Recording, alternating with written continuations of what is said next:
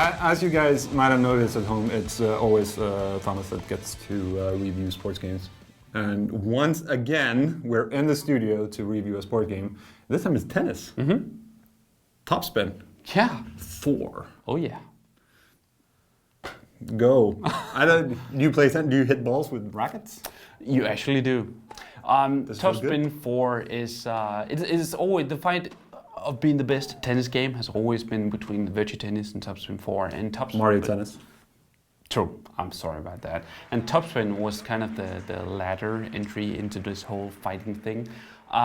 In the 4th episode, it seems like they have more or less done away with all the experience they had beforehand and just started the game anew, and it actually works for the game.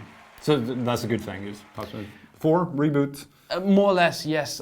It is a really good thing because the thing that had happened with the previous episodes of Topspin was that they had become more and more complex. And what's really captivating about the tennis games so far has been the multiplayer, and thus also being really easy to play. And that was certainly one of the things that failed in Topspin 3. So for the 4th game, they have more or less just completely revamped the whole control system and made it much more about timing, which really works in the favor of the game. So for instance, if you hit the ball too late, you make a very poor return. But if you hit it too early, you hit it normal. And if you hit it in between, you make a perfect return. So now you have to fight for each return that you make, and it makes for a far more diverse tennis match that seems much more like the real thing. Okay. So that's pretty cool. Also, you're now able to hire trainers, and the trainers have like individual goals, and when you fulfill all these goals, they give you like experience bonus or something like that. More or less like you would see a buff in an MMO. So hey, something for you. Go trainers. But you can only employ one trainer at a time, so you have to like go in and select which buffs you want to use against the different tournaments and everything. And also, the last thing that I've revamped is the whole training system.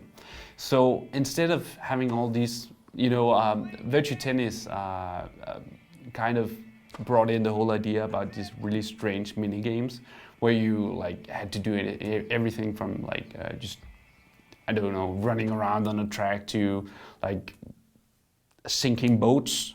It was really strange at the end. Those boats deserve it.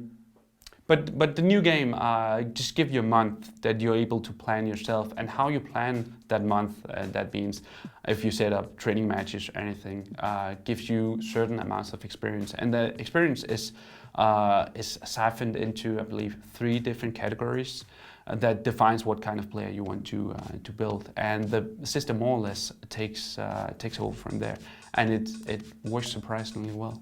All right.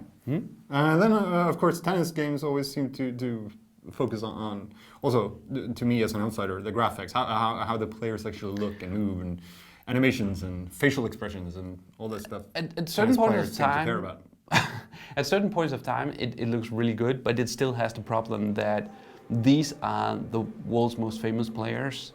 So you know exactly, or some people know exactly how to look from the real world, and it definitely is not photorealistic. Okay, fair enough. But let's leave it at that. Looks good enough? Looks fine. It's not a problem at all. It has some strange chords included, but I mean, I just chose not to play on them. All right, fair enough. But the most important question, of course, being, is this better than Mario Tennis? Well, it's certainly 2 different kinds of tennis, but it is, Topspin 4 really is an enjoyable tennis game. Kind of caught me by surprise how much the amount put together of all the things that they've changed turned it into a whole new game, and it really is fun to play again, even though you might like have been bored by the previous installments, not only of this series but also of the Virtua Tennis series.